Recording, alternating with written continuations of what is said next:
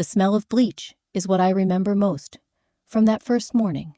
Not the fear, not the confusion, just bleach, mixed with something sweet and artificial, like cheap air freshener, trying to cover up something rotten.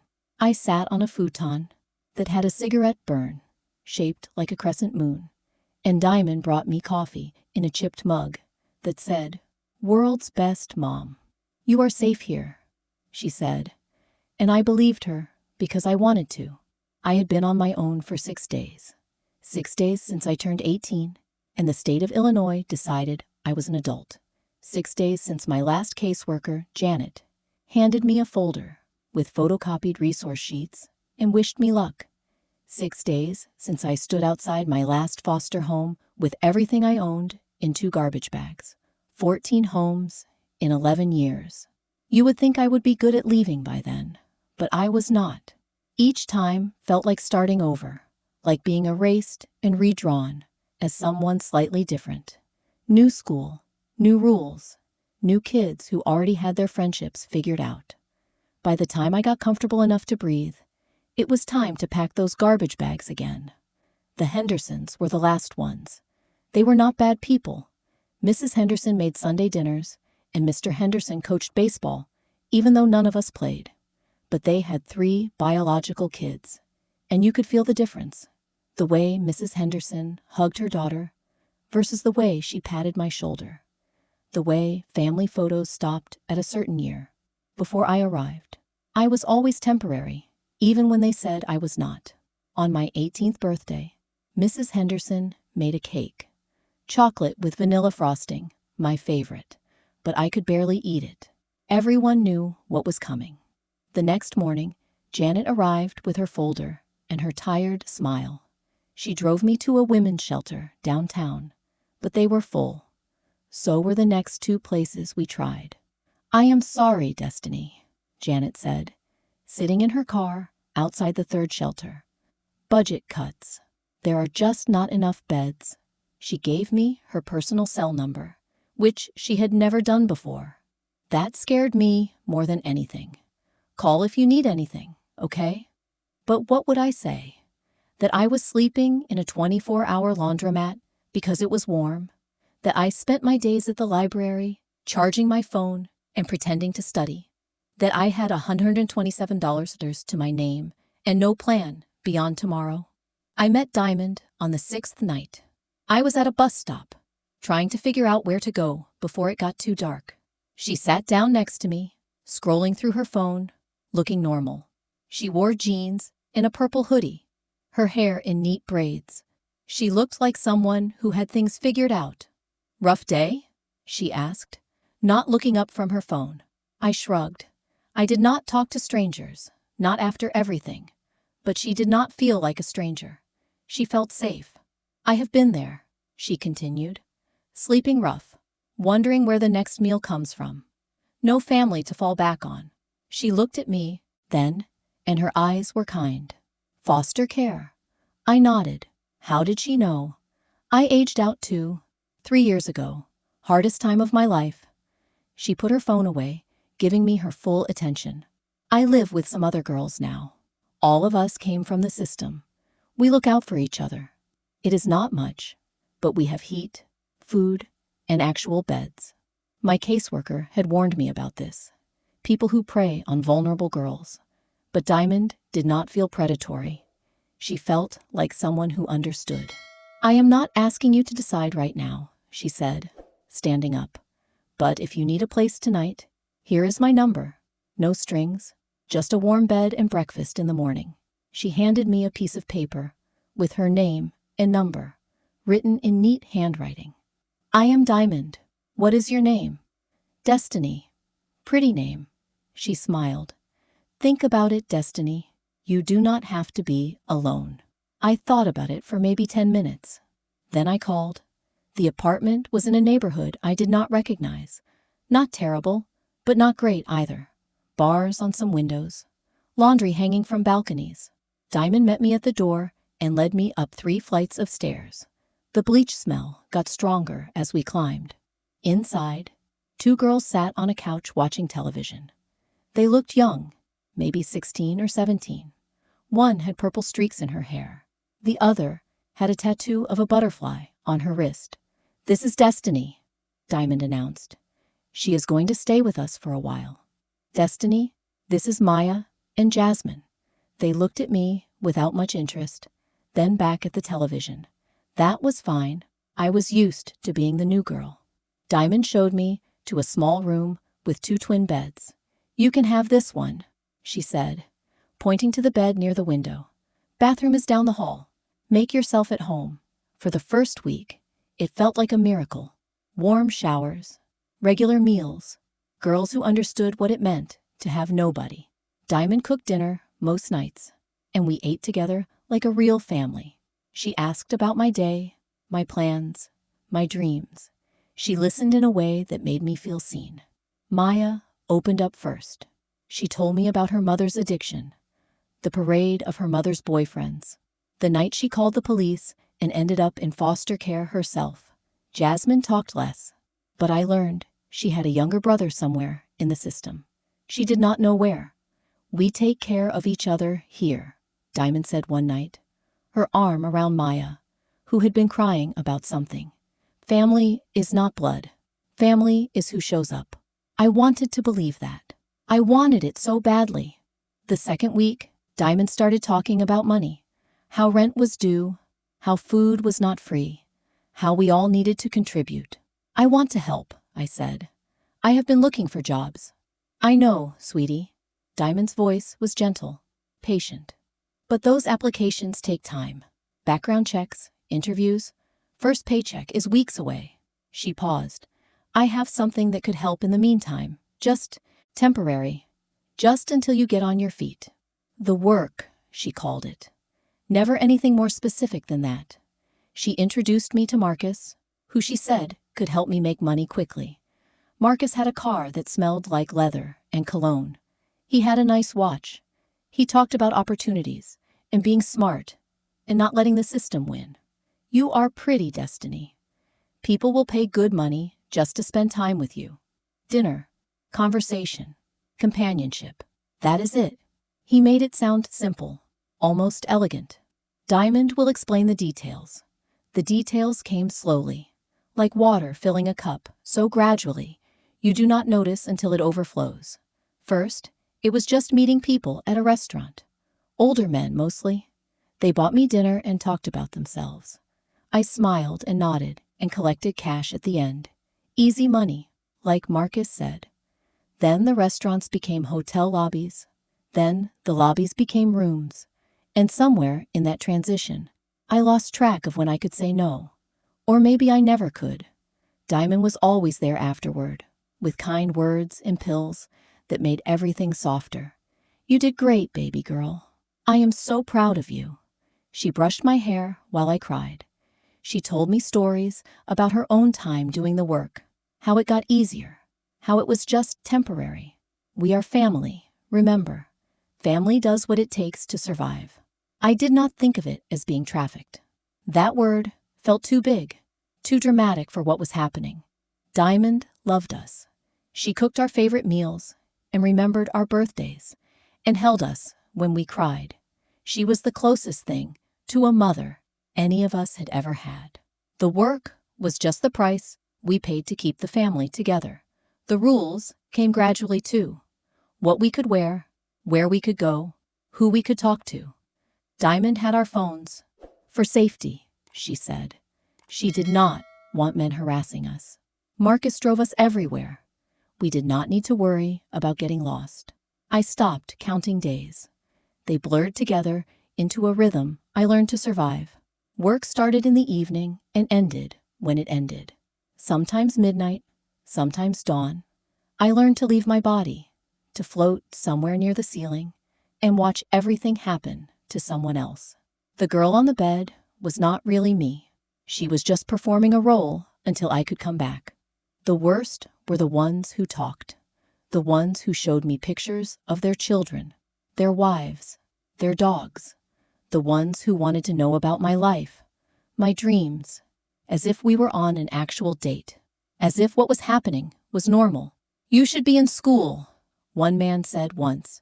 He was maybe 40, wedding ring on his finger. What happened to you? I did not answer. What was I supposed to say? Sometimes the police picked us up. Street sweeps, they called them. We spent a night in jail, and Diamond bailed us out in the morning. She was always waiting with open arms, telling us it was not our fault, that the system was broken, that we just needed to be more careful. She never mentioned that we could leave. She never had to. Where would we go?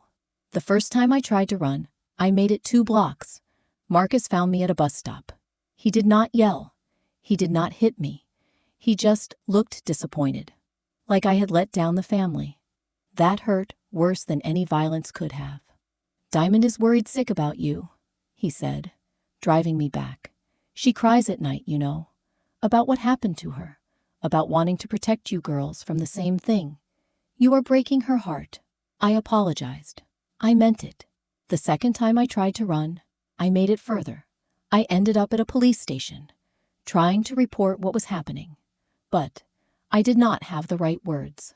I could not explain that Diamond loved us, but also hurt us, that the family I craved was built on my own exploitation, that I wanted to leave, but I also wanted to stay, because staying meant belonging to something.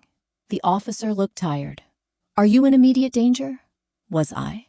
I did not know how to answer that. Listen, if you are working the streets, that is between you and your choices.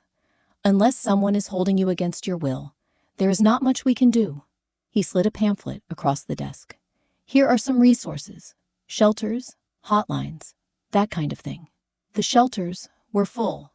I had already learned that. I went back to Diamond's apartment because I had nowhere else to go. She was waiting with tears in her eyes and open arms. I thought I lost you, she sobbed, holding me tight. Promise me you will never leave again. I promised. 2 years passed like that.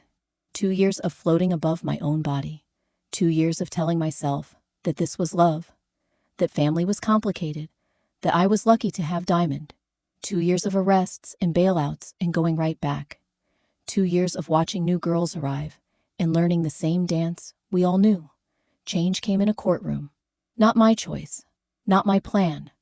Just another arrest, another judge, ready to lecture me about choices and consequences. But this time was different. The woman sitting in the back row was not supposed to be there. I learned later that her name was Patricia, and she specialized in trafficking cases. She had been tracking patterns, looking for signs. She saw something in me that I could not see in myself. She approached me after the hearing. Destiny, I want to talk to you about what is happening. Nothing is happening. I am fine. I do not think you are. I think someone is hurting you and calling it love. Her voice was gentle, but firm. I have seen this before. I know what it looks like. I can help, but only if you let me. I wanted to walk away. Diamond was waiting outside, but something in Patricia's eyes made me pause. She was not judging me. She was seeing me. What if I told you that family is not supposed to hurt you? She continued. That love is not supposed to feel like a cage? What if I told you there is another way? I started crying, right there, in the courthouse hallway. Not quiet, tears. Big, ugly sobs that I had been holding back for 2 years. Patricia did not try to hug me. She just stood there, bearing witness to my breaking. That day, I entered a program for trafficking survivors. That day, I left Diamond's apartment for the last time. That day, the family I thought I needed dissolved into the truth of what it really was. But leaving was not the end. It was barely the beginning. The shelter they sent me to was nothing like Diamond's apartment. It was clean and safe and full of rules I did not understand. Wake up at 7, breakfast at 8, group therapy at 9. Everyone was kind, but kindness felt like a trick. I kept waiting for the catch, for the moment when they would tell me what I owed them. Patricia visited twice a week. She never pushed. She just talked about options, about possibilities, about the long road ahead. She explained trauma bonding, Stockholm Syndrome, all these clinical terms for what I had felt. But hearing the words did not make the feelings disappear. I miss Diamond. That is the part nobody wants to hear. I miss the way she braided my hair. I missed sitting on the couch with Maya and Jasmine, watching television and pretending we were normal. I missed feeling like I belonged somewhere, even if that somewhere was built on my own suffering. Therapy was hard. Twice a week, then 3 times a week when I started having panic attacks. My therapist, Dr. Chen, had kind eyes and endless patience. She let me cry. She let me rage. She let me sit in silence when words felt impossible. Healing is not linear, she said over and over. You will have good days and bad days. Both are okay. The good days felt like tiny victories.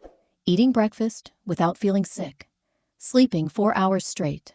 Walking past a man wearing cologne without having to run to the bathroom. Learning to be in my own body again, even when being present hurt. The bad days felt like drowning. Days when I saw someone who looked like Marcus and my legs stopped working. Days when I heard Diamond's laugh in a stranger's voice and wanted to find her. Days when I remembered the way she called me baby girl and felt like I had betrayed her by leaving. She hurt you, Dr. Chen reminded me gently. Love is not supposed to feel like that. But it did feel like love. That is what made it so confusing. The trauma and the tenderness were woven together so tightly, I could not pull them apart. Diamond had given me the family I always wanted while simultaneously destroying me. How was I supposed to reconcile that? Slowly, with help, I started to rebuild. I got my GED. I took classes at community college. I learned to recognize manipulation, to trust my own instincts again. I made friends with other survivors, people who understood without me having to explain. We shared our good days and bad days. We celebrated small victories. We held each other through the nightmares. 6 months after leaving, I saw Diamond at a grocery store. She looked the same. Purple hoodie, neat braids. She was with a young girl I did not recognize, maybe 16, laughing at something Diamond said. I watched them walk toward the checkout. Watched the girl look at Diamond with trust and hope, and I felt like I was watching my own past replay in front of me. I wanted to scream. I wanted to warn that girl. I wanted to shake her and tell her to run, but I also knew she would not listen. I had not listened either. We never do, not until we are ready. Instead, I called Patricia. She made some calls. Whether it helped that girl or not, I do not know. I have to trust that the system worked better for her than it did for me. I have to believe that speaking up mattered. A year out, I started volunteering at the program that helped me. I talked to girls who were where I had been. Girls who missed their traffickers. Girls who did not understand why leaving felt harder than staying. I did not try to convince them of anything. I just shared my story and let them see that survival was possible. 2 years out, I am still healing. I still have bad days. I still dream about Diamond sometimes. And in those dreams, she is kind and loving and everything I wanted her to be. I wake up confused and guilty and angry at myself for still caring about someone who hurt me so deeply. But I also have good days. Days when I laugh without flinching. Days when I imagine a future beyond survival. Days when I look in the mirror and recognize the person looking back at me. Days when I feel proud of how far I have come. I am learning that family is not something you have to earn through suffering. Real family does not ask you to break yourself for belonging. Real family does not exploit your vulnerabilities and call it love. I am learning what healthy relationships look like, even though every instinct tells me to run when people get too close. I am learning to forgive myself for staying so long, for believing Diamond, for missing her even now. Trauma does not follow logic. Survival does not always make sense. I did what I needed to do to get through each day, and that is enough. I am 21 now. I am in college, studying social work. I want to help other girls who aged out of foster care. Girls who are vulnerable to predators, who see their loneliness and know exactly how to exploit it. I want to create the support system that did not exist when I needed it most. The statistics are terrifying. More than half of trafficking victims come from foster care. The pipeline from system to exploitation is real and well documented. But behind every statistic is a person like me, a person who wanted family so desperately that she confused love with manipulation, a person who survived something that should never have happened in the first place. If you are reading this and my story sounds familiar, please know that you are not alone. What is happening to you is not love. It is not family. It is exploitation. And you deserve better. There are people who can help without expecting anything in return. There are programs designed for survivors like us. Recovery is possible, even when it does not feel like it. If you know someone in foster care who is about to age out, please help them. Be the support system they do not have. Connect them to resources. Check in on them.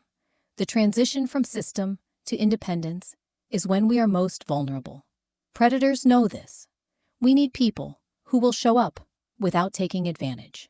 To Diamond, if you ever read this, what you did was wrong.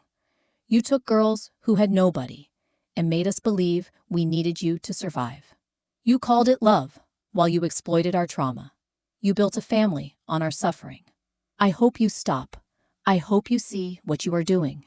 I hope no more girls have to learn the hard way that your kindness was a trap. To the system that failed me, do better. Aging out of foster care at 18 should not be a death sentence. We need support, housing, therapy, job training, mentorship. We need transition programs that actually work. We need caseworkers who have the time and resources to follow up. We need a safety net that catches us before predators do. To survivors like me, you are not broken. You are not dirty. You are not responsible for what happened to you. Survival is enough. Healing is possible. Take your time. Have bad days. Forgive yourself for missing the people who hurt you. That is part of trauma, not a failure of character. I am still learning how to live in my own body. I am still learning what healthy love looks like. I am still learning that I deserve a family built on genuine care, not manipulation. Some days, I believe it. Some days, I do not. But I am here. I survived. And if you are listening this, so did you. That is all for today.